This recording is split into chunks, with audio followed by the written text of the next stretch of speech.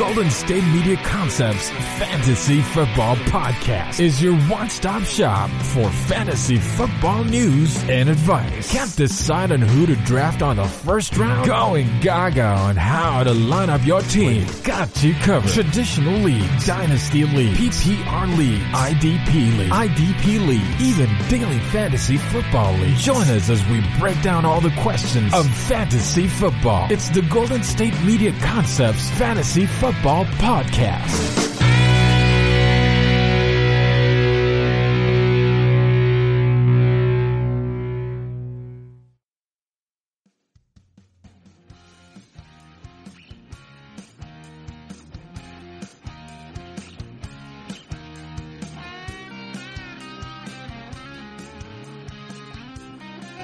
Hello and welcome to the GSMC Fantasy Football Podcast on the GSMC Podcast Network. I am their host, Ethan, once again back at it like it's craftmatic. All we do here in fantasy football world is mathematics. Shout out to OJ, the Juice Man, one of the living legends of Southern hip hop. Anyway, we got a lot to talk about fantasy-wise today. We're going to talk about some rookies. We're going to talk about running backs, keeper leagues.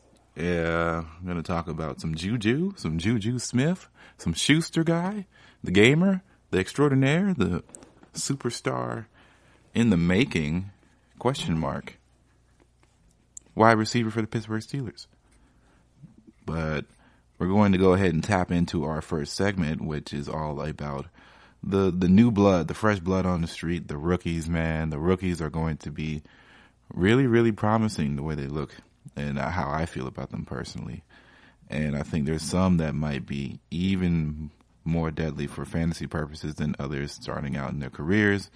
And that's probably due to where they're placed and the system that they get brought in automatically. So I'm looking at some lists of rookies, and I just feel like some of these guys are going to be extraordinarily valuable to have in your back pocket when you're looking at late round guys and you're thinking about getting somebody who can fill a bench role, and he may have a chance to explode into a wide receiver 2 or even 1 if that's even possible.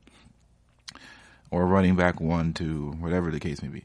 So the first guy on this list that I have been eyeing on is, of course, the Damian Williams kind of, I don't want to say replacement because he's still on the team, but Damian Williams was a guy who was essentially in the back burner of the Kareem Hunt spot, right? And then Kareem Hunt left, Damian Williams got most of the rock totage, and then he shot up in fantasy league usage as well. And I think that they don't just draft someone like Clyde Edwards and think that this is it. They are going to utilize this guy much the same like they utilize anybody out there. And he's fast, he's shifty in the backfield, he can catch really well. He's going to be utilized all over the place, and I think he'd be a solid guy if you're in a deep league, even if you're not in so deep to where he's just somebody that's nice to have in the back pocket, because you never know, he may implode on us and have seasons similar to Kareem Hunt, because let's be honest, we like Damian Williams, but we can't sit here and say that he's the perfect replacement for Kareem Hunt, and I think the Chiefs know this, and they want to be able to keep doing what they do down the field. And they have so many weapons already on the offensive end that he would fit in there like a glove, and like a fitted glove. So he would just I feel like he'd have a really, really easy time finding himself in an offense predicated on getting the ball down the field, mixing things up, getting people to make the wrong read, and outspeeding people. Speed is very, very important in this situation, and I feel like he helps with that. As well as, they already have Tyreek Hill, they have Travis Kelce, they have Mecole Hardman, and they have Damian Williams, and then now here we are, Clyde Edwards. And then, of course, Patrick Mahomes is going to sling the ball no matter who's out there and who he's got to throw it to. So at the end of the day, this is a quality pickup, and I would be seriously watching where people have him right now as far as the rankings. Now, it's probably going to be very low, considering that there's no idea. We don't know where people are mock drafting right now. But he's definitely in the top, in tier 3 of running backs. So he's not going to be picked over someone like Nick Chubb or Josh Jacobs. I wouldn't even pick him over Austin Eckler personally, or maybe even Chris Carson. But as far as upside potential, I would assume that he's up there. So he's definitely in the tier 3. He's in that Josh Jacobs. He's in that Miles Sanders. He's in that Kenyon Drake, Aaron Jones sort of area where they have potential. Well, those guys are more established, and he has more potential to grow and might have a floor similar to theirs, which is very exciting. Next on this list, I have to say CeeDee Lamb is in a wonderful position to be a quality wide receiver number 2 for the Cowboys. He's right now in a tier among tiers. He's very low, actually. And he's in tier 6 of wide receivers, which isn't horrible. That's pretty standard for wide receiver 2 land. And a lot of the rookies out there are around there as well in tier 6 because, you know, wide receivers can be kind of a crapshoot sometimes. As you know, the top 10 of them. So we have Michael Thomas, Devontae Adams, Tyreek Hill, Julio, DeAndre Hopkins, Chris Godwin, Kenny Golladay, Mike Evans, Amari Cooper, A.J. Brown.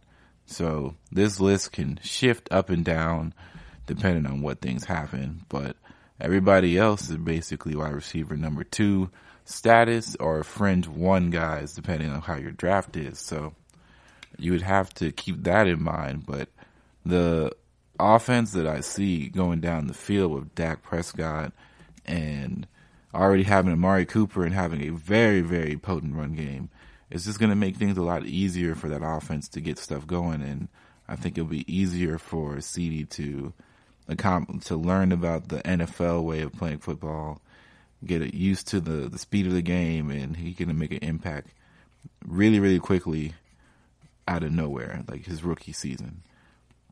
And I think a lot of people knew this because, especially if you're like a fan of a team and NFC East, you were not happy about this pick because CeeDee Lamb's potential. He just looks like a guy who gets it, right? And he looks like a guy who can figure things out quickly, knows how to put points on the board, is very explosive, and has playmaker ability unlike anyone else that's really coming out who came out in the draft. Like, of course, it's close. You know, you have your Justin Jeffersons, but there's more question marks with him. You have your Jerry Jeudy's, and you have your other wide receivers as well. But I have a hard time placing someone over CeeDee Lamb, in my opinion, as who was the best one to come out of this draft class. And at the end of the day, he's probably the one in the situation that's more favorable for someone to succeed. So Jerry Jeudy, of course, he's in Denver. He's already playing with a guy who had a pretty fairly good season in his own right, in Cortland Sutton. So we don't know where he's going to land as far as playing time and, or should I say, getting targets, because he's going to play. But then Justin Jefferson, he's a guy who I'm also interested in as well because of deep ball potential. You know, he's in that role that we saw Stephon Diggs in last year, and he probably won't be as diva-ish about it, I would assume, and he's just going to take what he can get.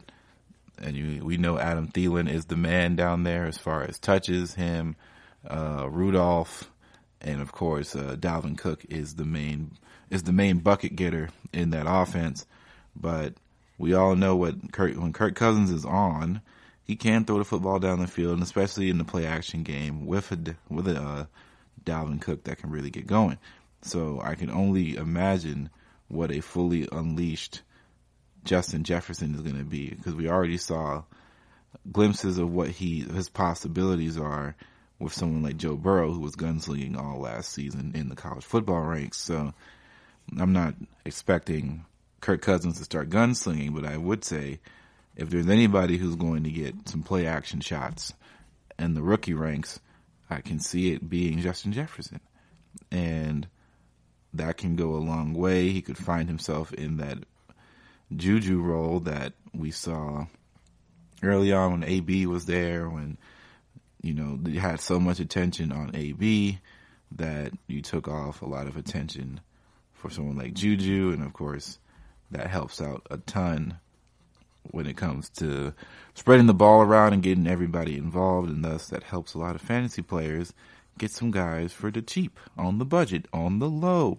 And that's what we do here, man. We're trying to get people on the low all the time so that way we can maximize our returns on value.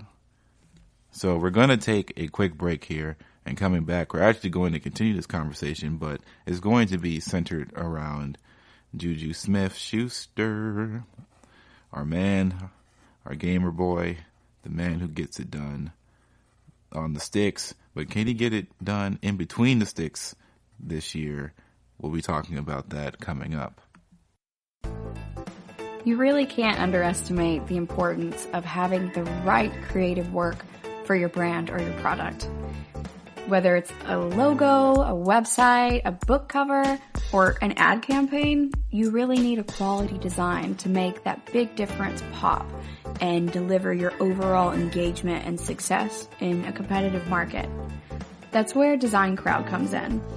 Design Crowd has over 750,000 designers from Sydney to San Francisco ready to help you with awesome creative ideas. They make crowdsourcing work for you.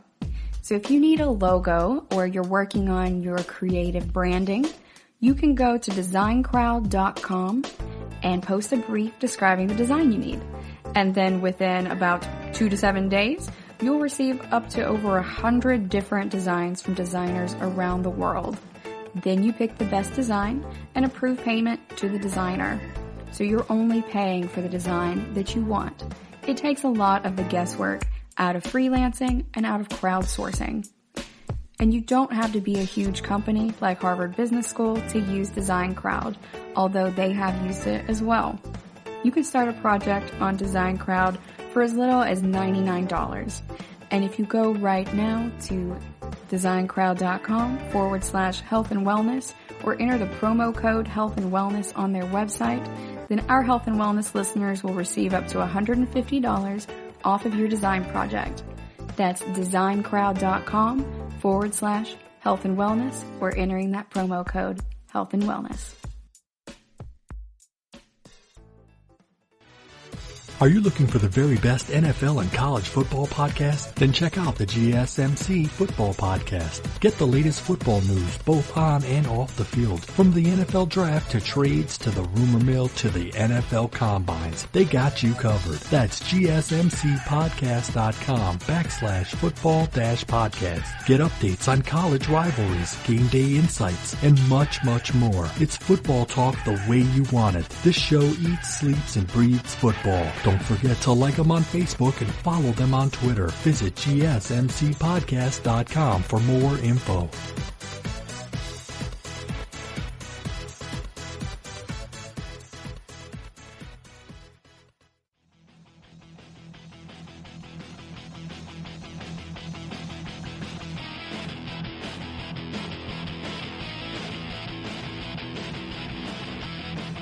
Okay, so coming back, we're going to talk about some Ju Smith-Schuster. So the guy did not have the best season last year, as you know. Ju Smith only played about 12 games out of the season, and he only racked up around 600 yards and only, I believe, 2 touchdowns.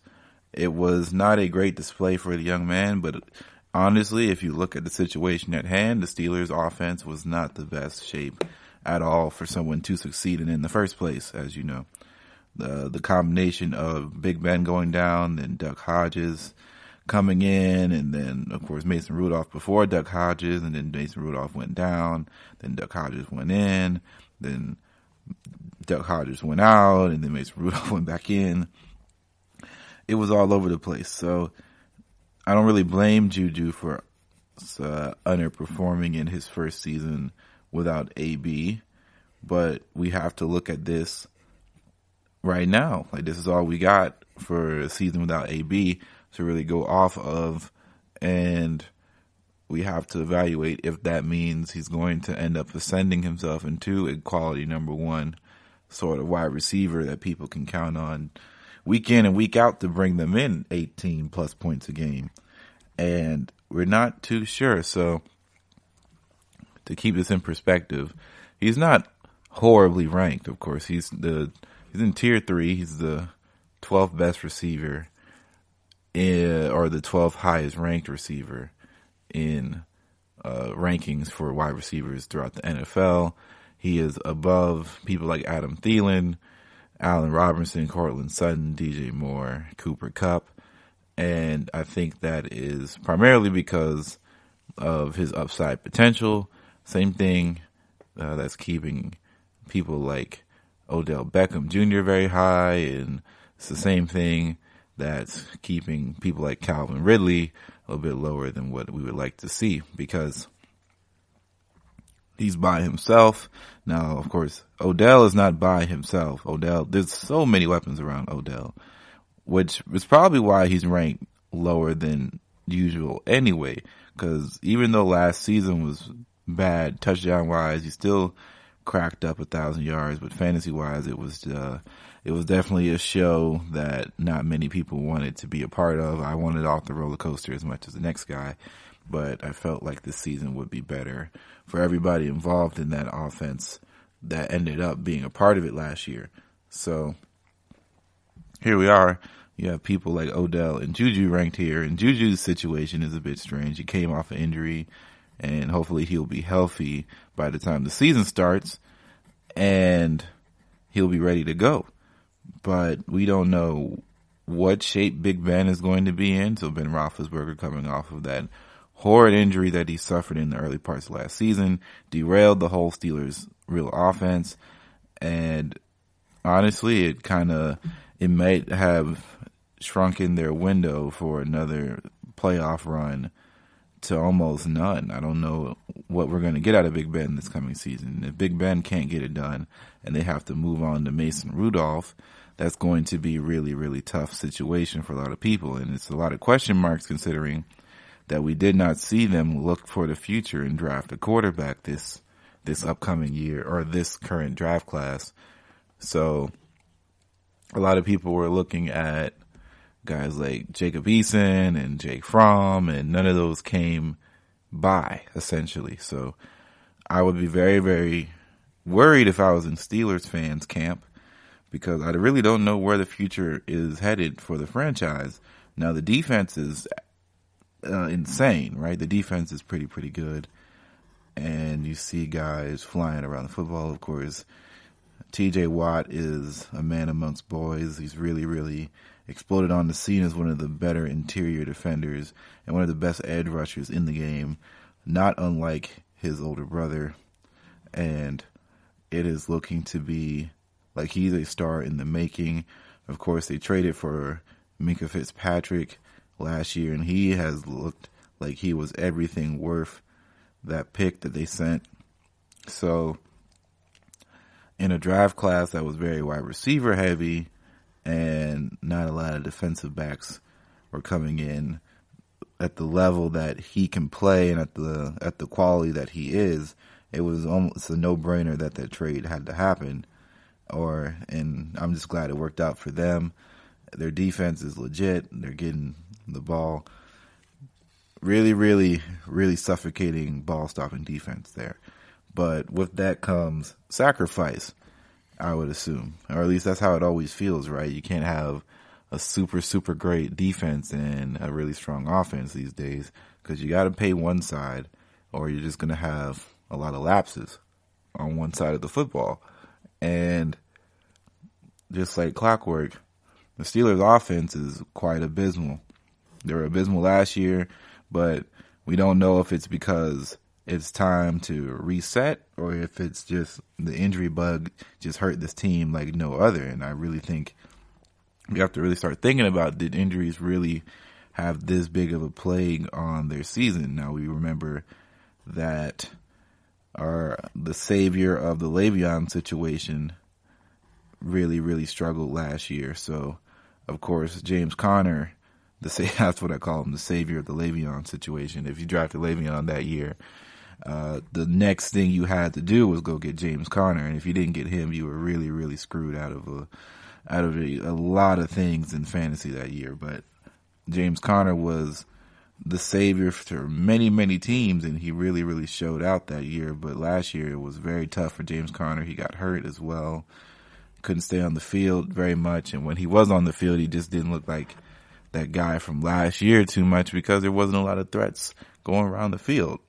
Last year, of course, they had AB and they had a healthy Big Ben. This year, Big Ben goes down, no AB to help out him or Juju, so it only makes sense that this would decrease their value as far as players within next year's draft. So let's look up James Conner as far as where he is looked at from a value standpoint. And James Conner is he's barely tier 4. So James Conner is the 25th ranked running back in this thing. And to be honest, that's I would have some guys that I may look ahead of him at this point as far as just super bang or bust potential. So, like, Delvin Singletary is ranked 26th. And you know how I feel about Singletary. I think that guy is going to have all the potential in the world to be just an amazing fantasy football player. I have to put in fantasy football. I think he's going to be a great football player too. Of course, those things coincide talent-wise, but let's keep it real here. Like, I don't know if the Bills can get it done as a team to do any sort of meaningful winning, but as long as he makes my fantasy team feel great and look great and win with grace, I can only thank him, but so many times. So James Conner is right ahead of him. I definitely wouldn't put him below James Conner at this point, because you really don't know what is going to change as far as the Steelers' offensive efficiency, and it really boils down to one thing. And if Big Ben has enough juice left in the tank, can he really make some things shake? And we can't forget about the tight end phenom last year that didn't really pan out too well, probably due to a lot of injuries in his own right, or on his team in his own right. But do you guys remember Vance McDonald, the guy who everybody was saying, this is the sleeper right here, this is the one, this is the guy that everybody needs to look at? And he didn't really do too much for you in the fantasy department. And of course, there's just too many factors to weigh in now. But we have to evaluate this kind of stuff. So remember, they're in a pretty tough division. Ravens defense is pretty immaculate. The Browns have improved on paper once again, and they're a tough out, and they can be a tough out more times than not, right? So you can't just say, you can't just wipe off the Browns off the face of the earth and just think that everything's going to be perfectly peachy keen here, right? So you have Baltimore and the Browns. The Bengals, hey, we don't know yet, man. Joe Burrow might surprise us, but at the same time, most people are expecting the Bengals to not be so hot at the start of it all. But there's going to be a lot of potential. There'll be a lot of fun teams to watch. Of course, they're going to have their eyes on them due to the Joe Burrow and T. Higgins pickup in the first round, second round, respectively. But we're going to take a break here, and coming out of the break, we're going to talk about running backs to look for outside of the top tier. You really can't underestimate the importance of having the right creative work for your brand or your product.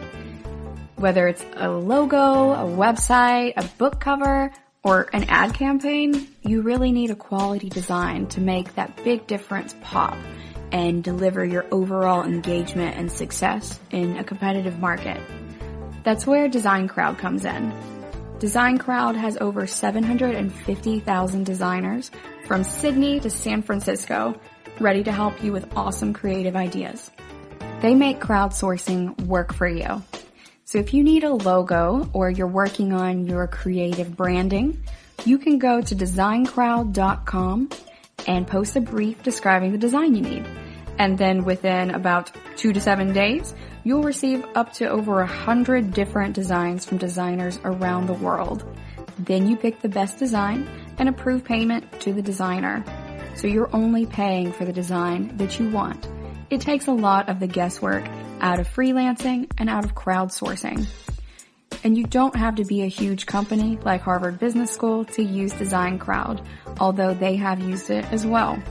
You can start a project on Design Crowd for as little as $99. And if you go right now to designcrowd.com/health and wellness or enter the promo code health and wellness on their website, then our health and wellness listeners will receive up to $150 off of your design project. That's designcrowd.com/health and wellness or entering that promo code health and wellness.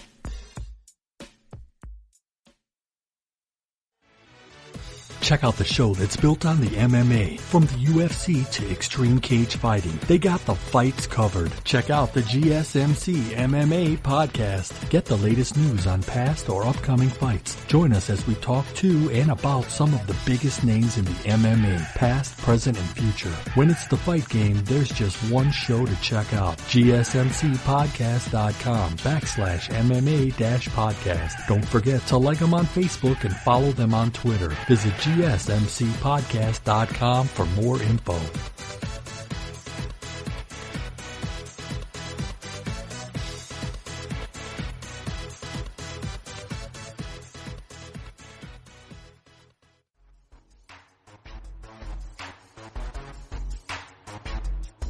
Okay, so we're going to do a little bit of a two-parter here. I'm trying to give y'all some good content here. We're going to do 2 parts. So part 1 right now, part 2 comes in the next segment.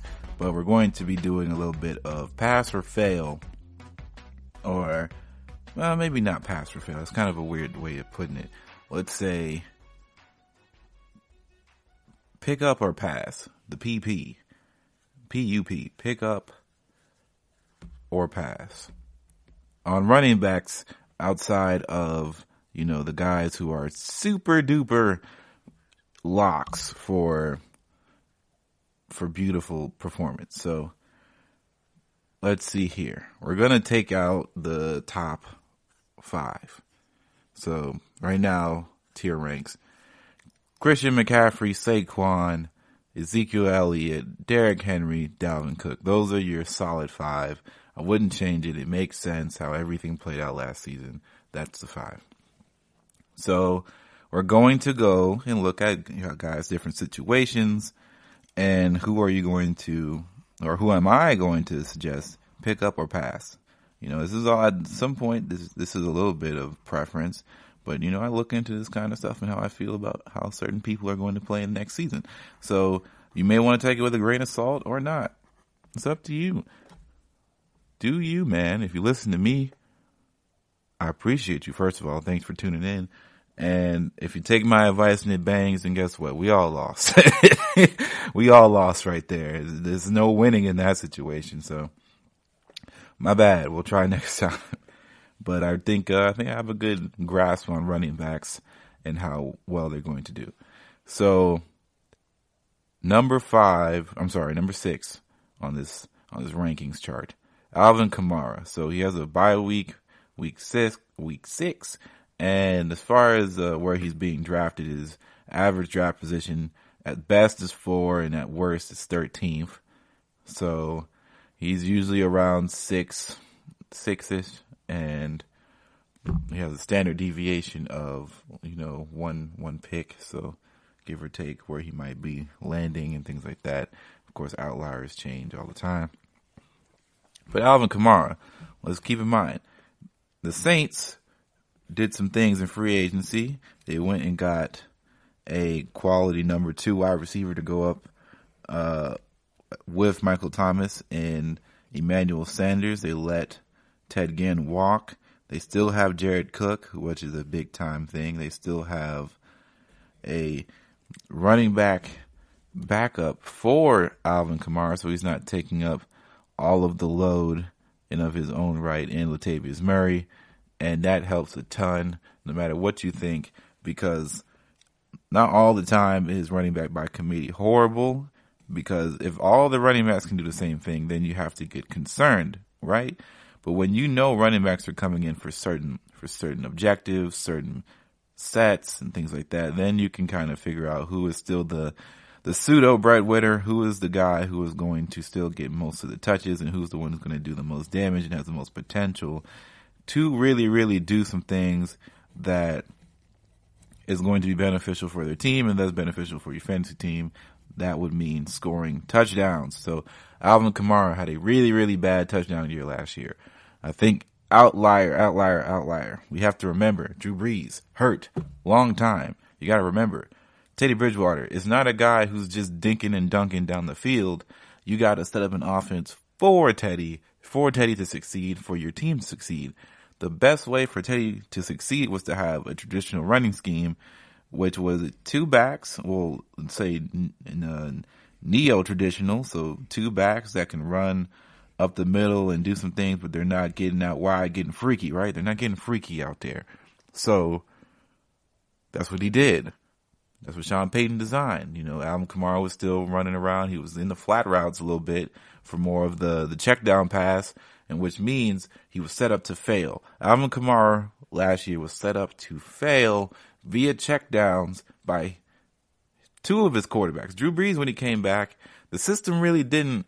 The schemes changed, but the ideology was still kind of the same. I don't know. Alvin Kamara was not the healthiest chicken either, right? Alvin Kamara was not healthy all the way, and it definitely slowed him up, and you could see it at times later down the stretch. He just wasn't 100%, but he was giving it a go and giving it his hardest try. Now, I'm a really big Alvin Kamara fan. He's my favorite player on the Saints currently, but I had to keep it real with myself. Alvin Kamara just wasn't it last year for the majority of the part, at least what you expected to receive from Alvin Kamara, so it was very disappointing. I say that to say he's a pickup because there's just no way. If that's his floor, come on, man. Do you think he's ever is he just going to score 2 touchdowns and that's it? That's it?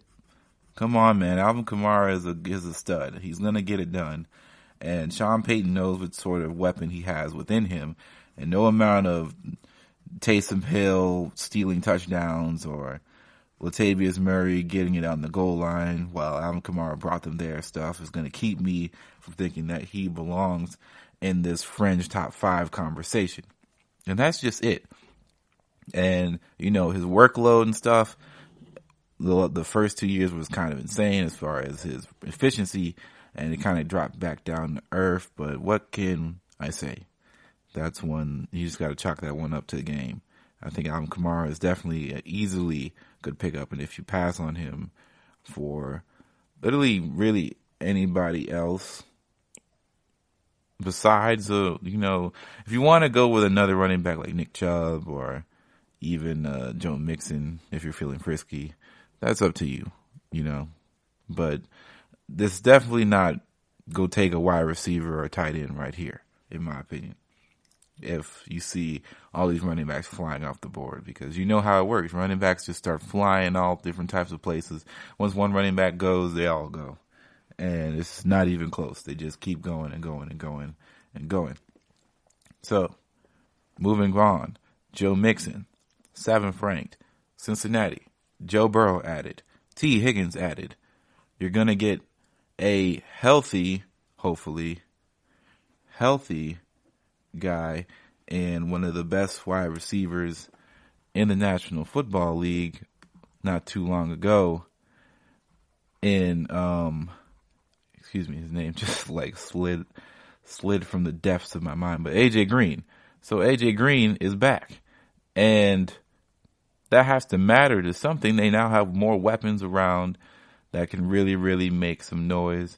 Of course, they still have Tyler Boyd as well, who is a really big time target for them in the recent time too.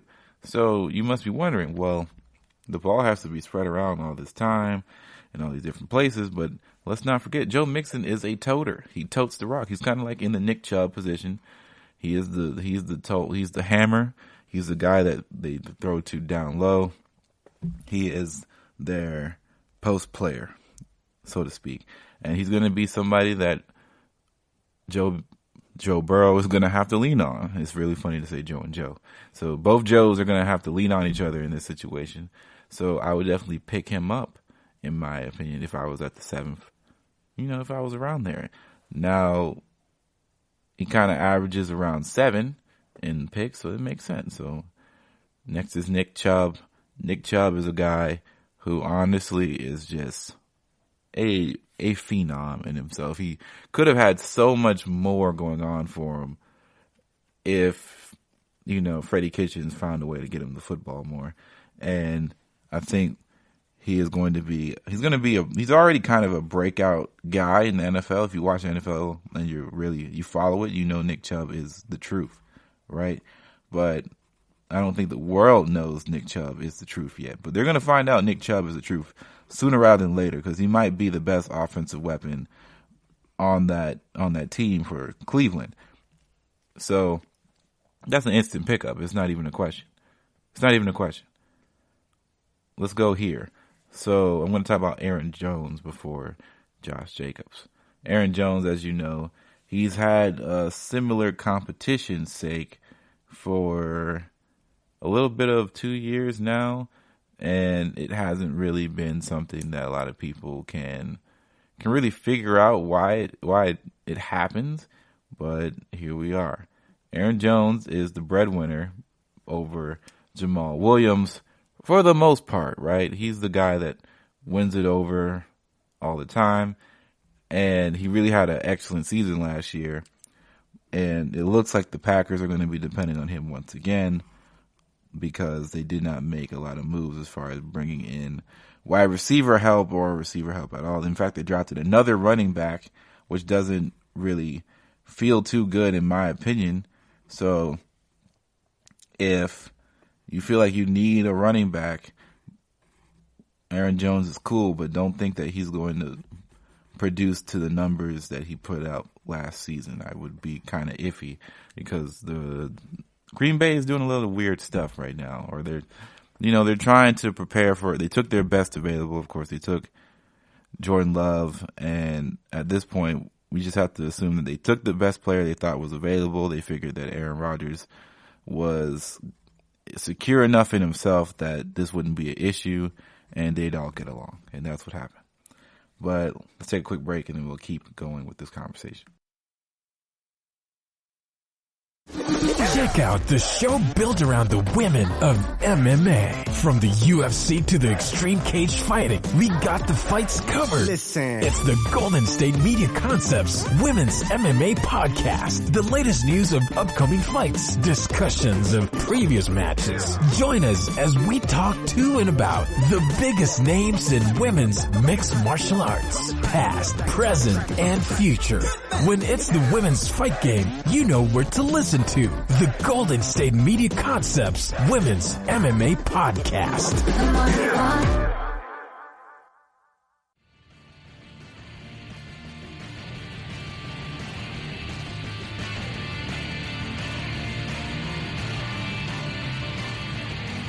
So like I was saying with Green Bay, so they let Jimmy Graham walk.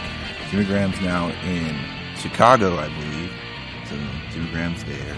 They don't really have an outside threat other than Devontae Adams.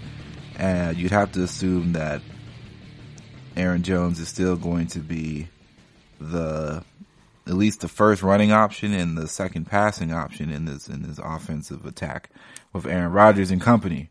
So I would definitely really consider picking him up. At the same time, you got to be wary, because Green Bay is doing some interesting things. They may try to mix it up.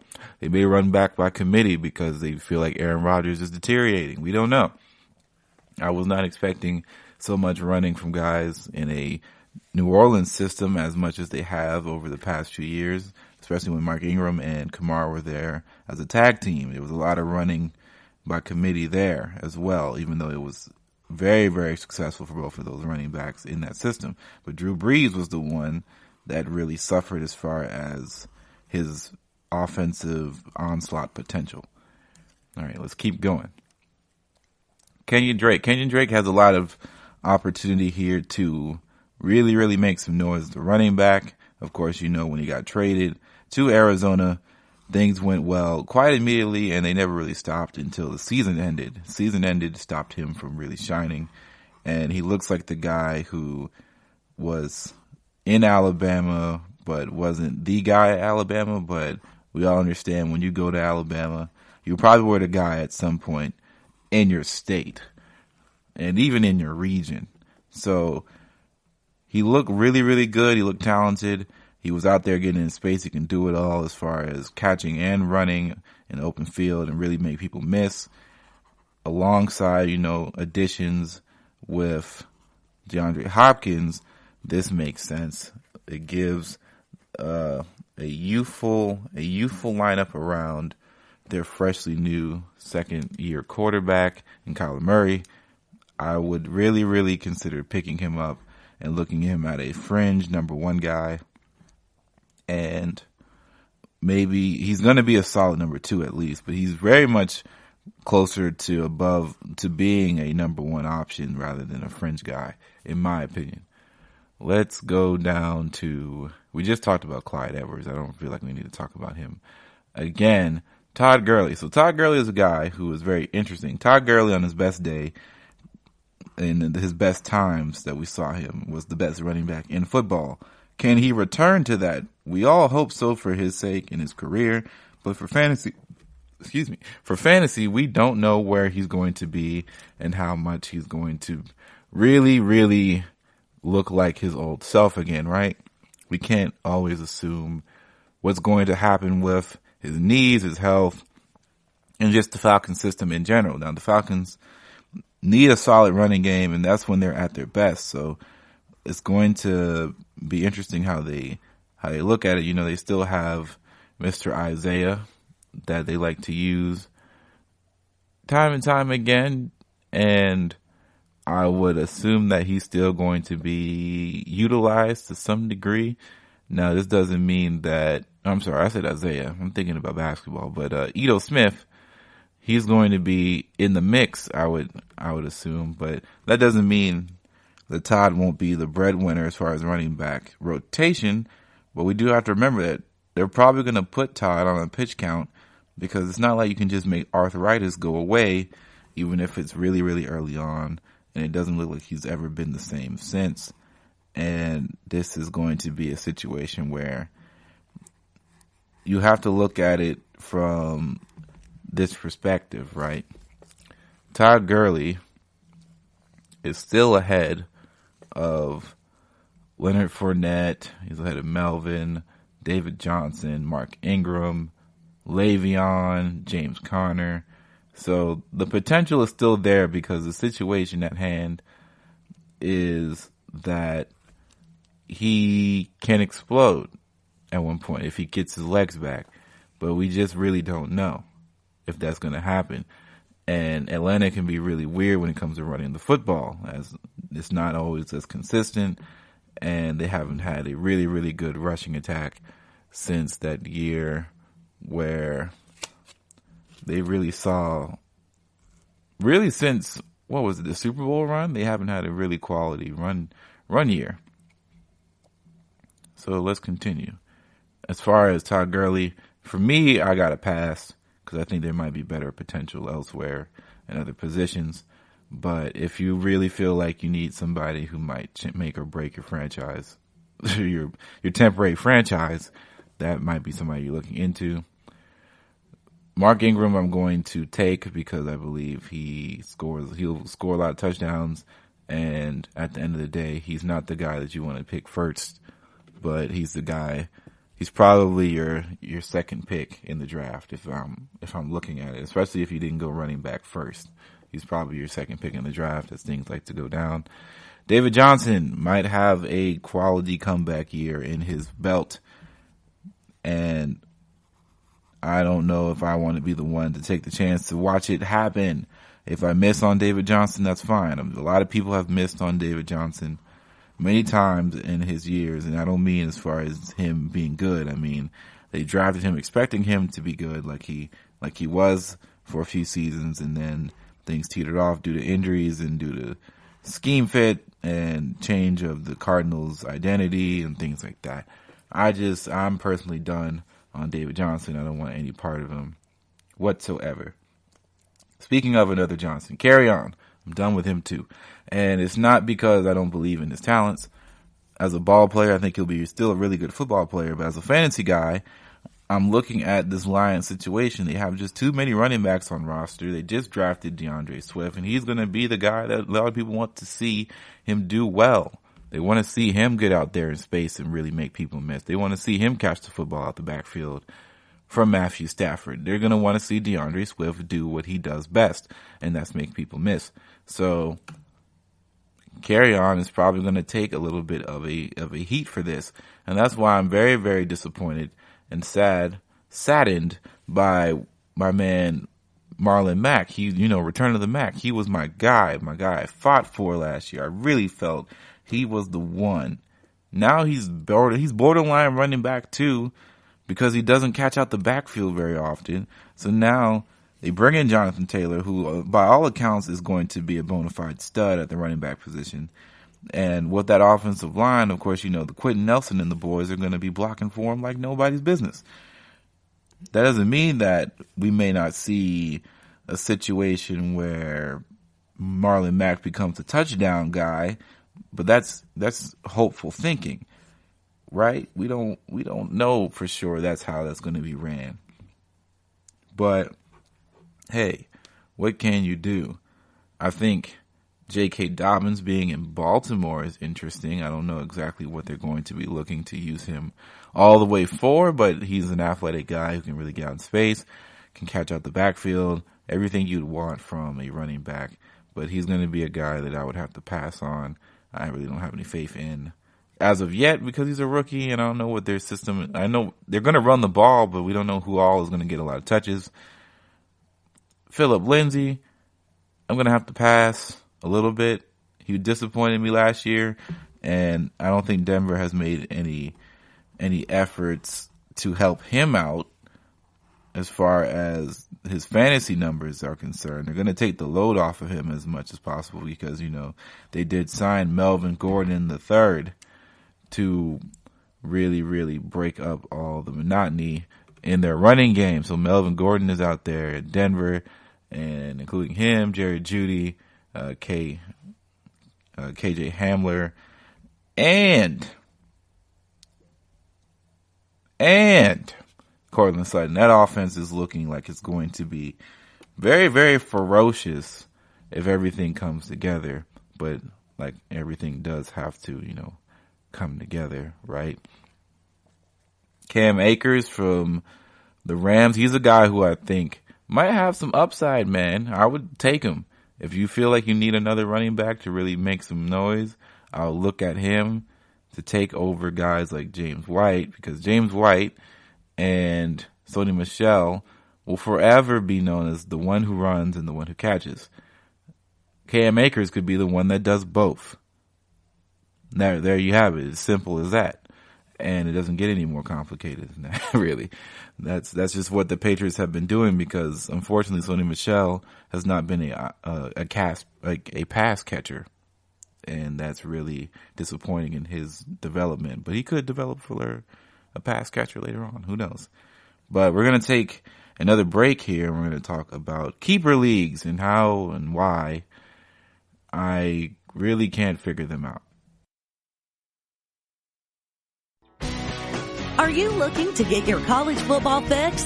Looking to get the latest news on your favorite school's team? The GSMC College Football Podcast is your ticket to all things college football. Join us as we talk college football from the national championship, the college rivalries, the bowl game, to the Heisman Trophy. To which conference is the best? We've got you covered for the Big Ten, SEC, Big 12, the Pac-12, ACC, and everything in between. Download the GSMC College Football Podcast on iTunes, Stitcher, SoundCloud, Google Play, or anywhere you find podcasts. Just type GSMC in the search bar.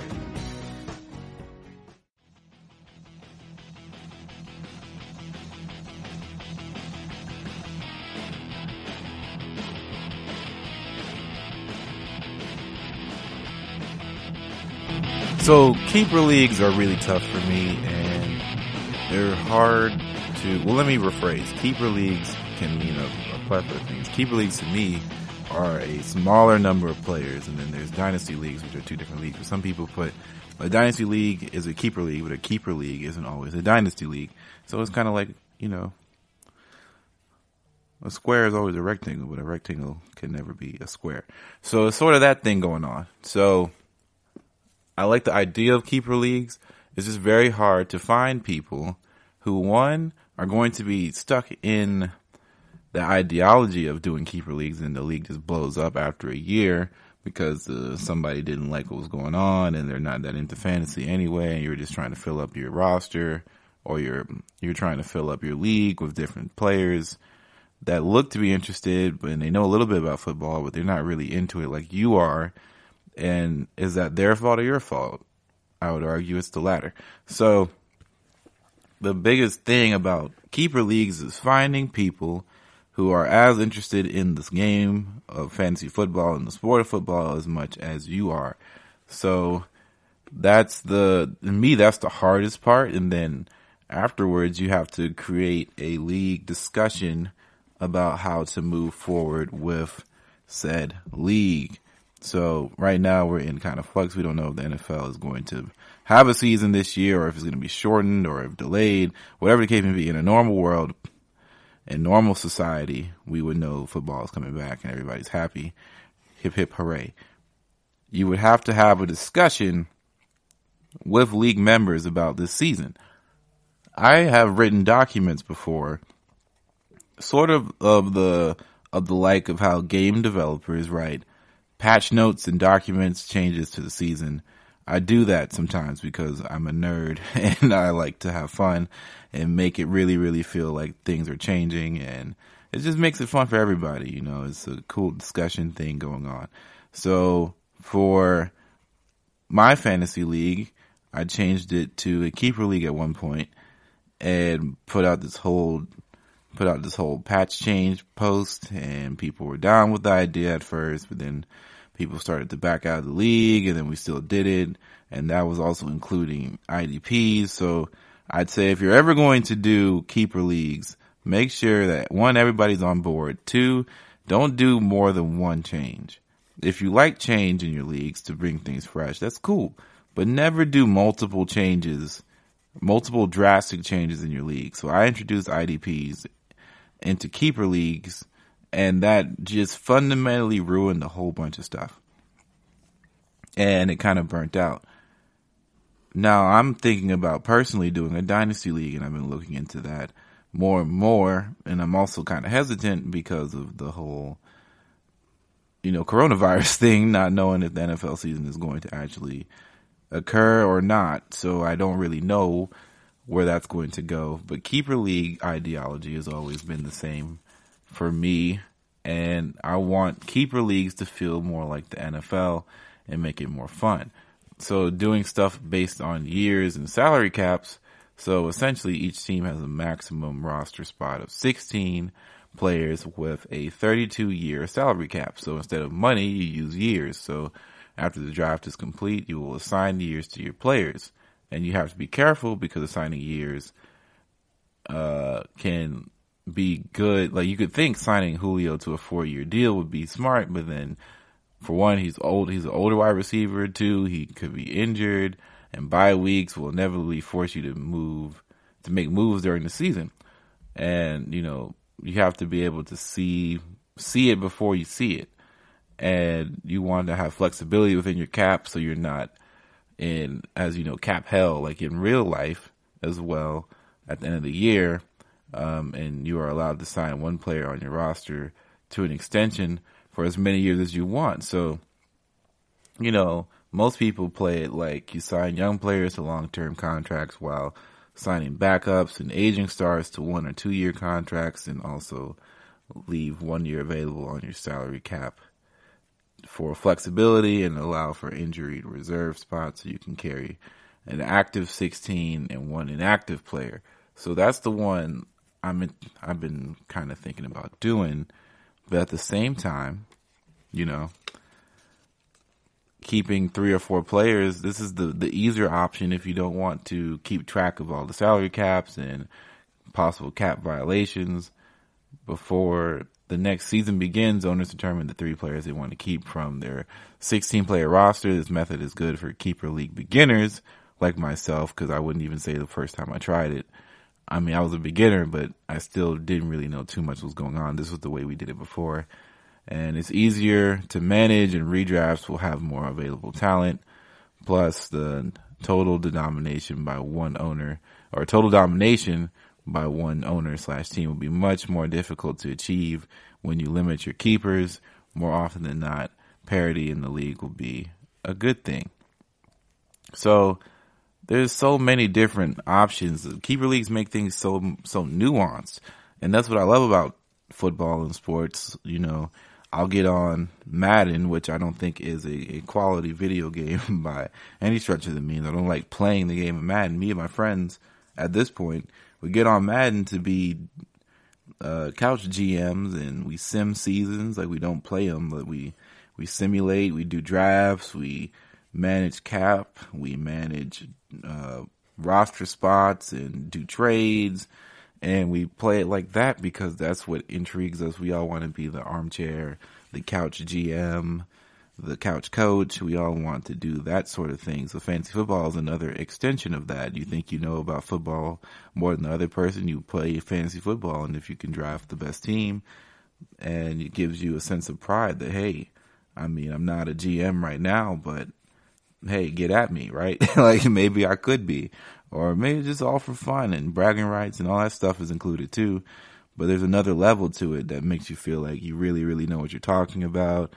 And that's when I'm here. I feel like sometimes I know what I'm talking about with this stuff, and I want to take it up to a whole nother level and bring even more content to my own personal interests and also to the interests of the podcasting. So if I can do a really, really in-depth keeper league with salary cap stuff, that's just more content for you guys, especially if you guys want to try it out on your own as well.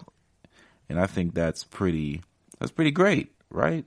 So now I have to think about, do I want to do a dynasty league or do I want to do a salary cap keeper league? And dynasty leagues are, I feel like dynasty leagues are a bit less complicated in this aspect of, you're keeping your team essentially for a period of time.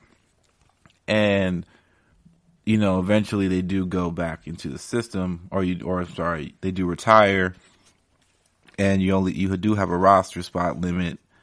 And at a certain point, you're going to have to let them go, and they can get super complex. You can give them salary caps as well. And then, of course, once you have them, and you only draft rookies. And that can get really, really intense, right? And maybe I do want to feel a more intense game. I want to feel a more intense experience with fantasy, but maybe not that intense just yet, especially when I don't think the players that I play with at this moment in time want to take it to that route as well. So it's all about the healthy balance of knowing where and when to take your gameplay. And I think at this point, maybe it's time to look into keeper leagues more often. So maybe you guys want to get into keeper leagues. In fact, you can message us at GSMC FFB on Twitter, and we can get to talking about it. How do you guys feel about fantasy leagues that involve keeper leagues or even dynasty leagues? And just give me their pros and cons, how you feel about them, and we can have an open discussion about it on the Twitters. I love that. So if that's how you're feeling, that's how you're feeling. But I think what I'm going to try and do is do more keeper league stuff and see if we can discuss a bit about a salary cap. And I would love to do that, because that would feed my super competitive itch. And then, of course, daily fantasy, FanDuel, DraftKings, all that stuff I can still do on the side. As you know, I have to get my fix all the time because I'm addicted to fantasy football, and I love it too much to not play it, even when I already have enough. I should have enough, right? One league should be enough, but I'm getting back into the management game, so I got to try my best to win at all costs. But we're going to take our final break, and we're going to get into our last segment of the day, which is going to be a start, bench, and sit as far as some of the best tight ends of the past 10 years. How about that? This is your ultimate stop for everything sports. The Golden State Media Concepts Sports Podcast. Should I say more? From the NFL, MLB, the NBA to MMA, it's all in here. The Golden State Media Concepts Sports Podcast. Listen now.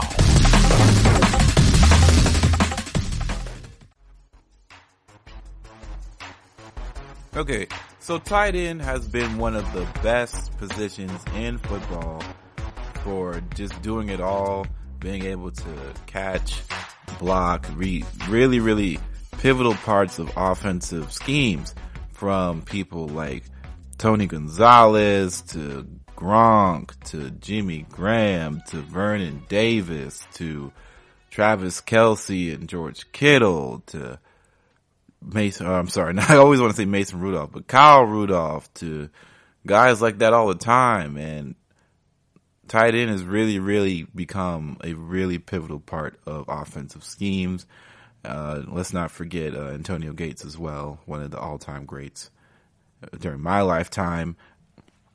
So I wanted to do a little, you know how ESPN and CBS Sports or NFL Network or anybody Yahoo Sports, whoever does start them, bench them, sit them, you've seen the meme going around. You saw the images that go around here these days. So I'm just doing that now to end the podcast because I thought it'd be a little fun. It'd be interesting. So we're going to just do a little bit of the starting, the sitting, and the benching for some tight end combinations. So I'm thinking the first one, start, bench, or sit.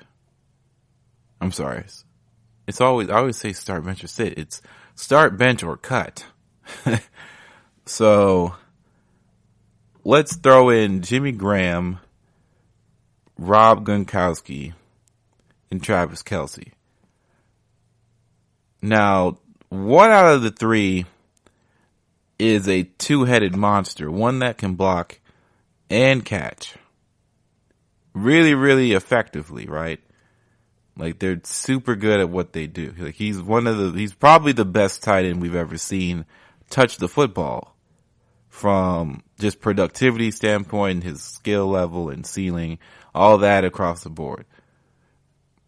So I'm going to have to say, in a football term, he's the guy you want to start. Fantasy, though, because this is a fantasy football podcast, I have to look at this from my perspective. In the heyday, Jimmy Graham was a bona fide stud, a guy who caught the ball and finished touchdown machine, man. Like he birthed touchdowns in the Drew Brees era. It was a beautiful thing to see. Drew Brees to Jimmy Graham was a connection like no other. 2011 will never leave my mind as far as one of the greatest offensive performances in my life I've ever seen from the Saints. It was fantastic. And Jimmy Graham was the spearhead of all of that success from a receiver standpoint. Shout out to Marquise Colston, one of the all-time greats in the Saints football history books, but he was not their best receiver. It was Jimmy Graham.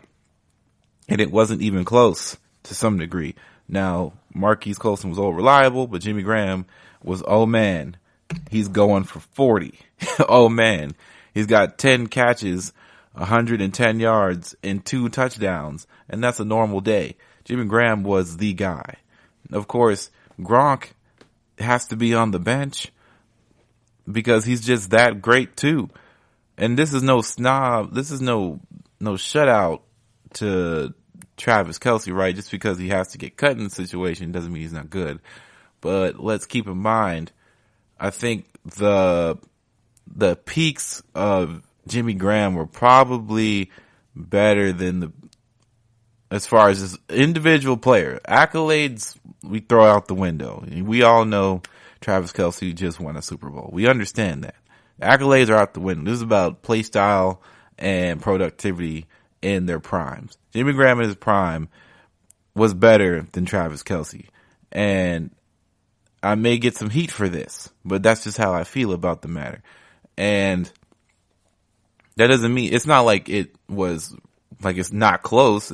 It's definitely close. They're very similar in play style and archetype, but I just feel like Jimmy Graham had an extra something that a lot of people really couldn't get behind. Jimmy Graham was the guy.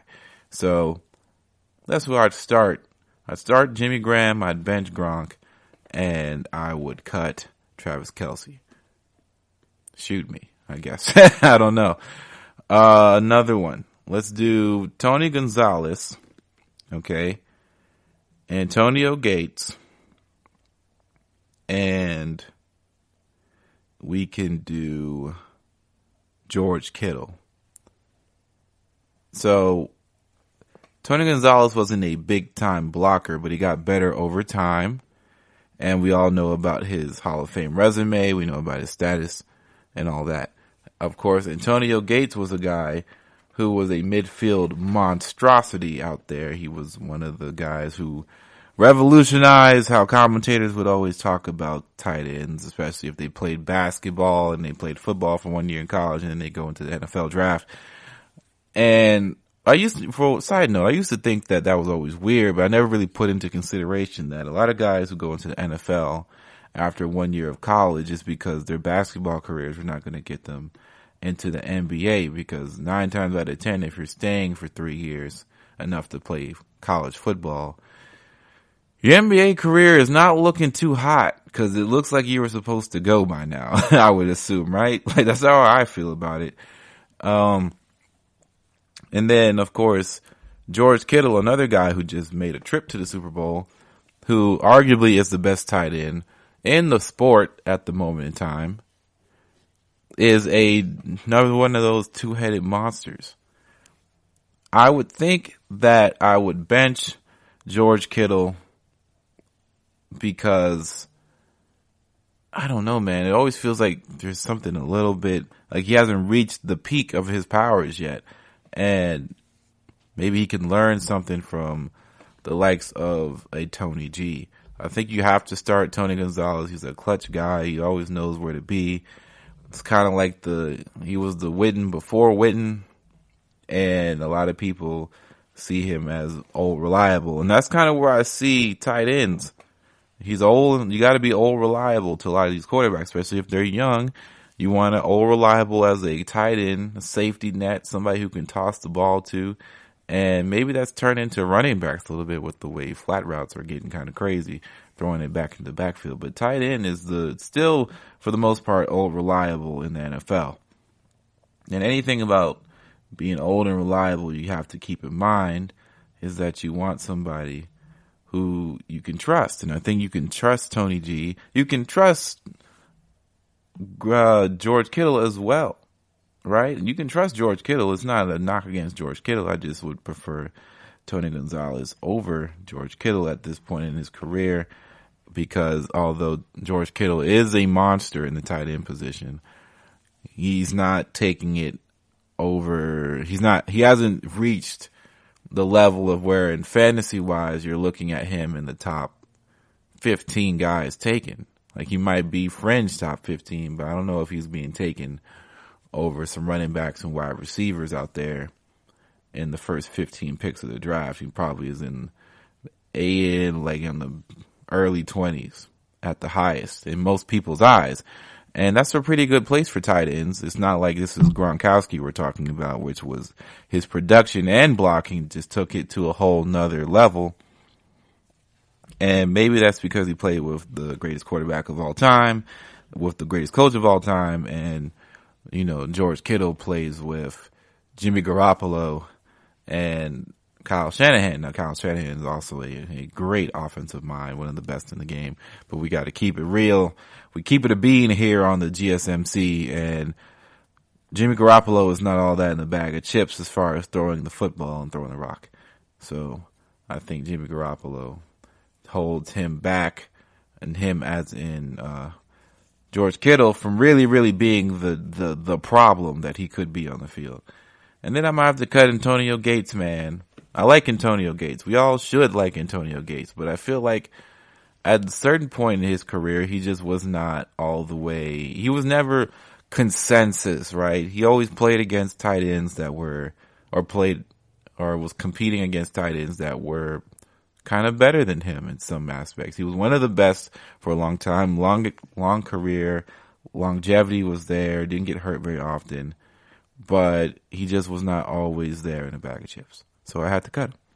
All right. Well, that's going to end the GSMC Fantasy Football Podcast. Thank you all for listening. Don't forget to rate and review the podcast no matter what you're listening on. So Apple Music, Spotify, Stitcher, wherever you listen to, the website, cool. 5 stars, please. And don't forget to leave a rating and talk about just how much you love me or the podcast or just the network in general, man. Don't forget to follow us on our social medias. Hit us up, man, at Twitter, GSMCFFB. That's the @ handle. Hit me up, man. But without a doubt, this is the GSMC Fantasy Football Podcast. See you all next week. You've been listening to the Golden State Media Concepts Fantasy Football Podcast, part of the Golden State Media Concepts Podcast Network. You can find this show and others like it at www.gsmcpodcast.com. Download our podcast on iTunes, Stitcher, SoundCloud, and Google Play. Just type in GSMC to find all the shows from the Golden State Media Concepts Podcast Network, from movies to music, from sports to entertainment, and even weird news. You can also follow us on Twitter and on Facebook. Thank you, and we hope you have enjoyed today's program.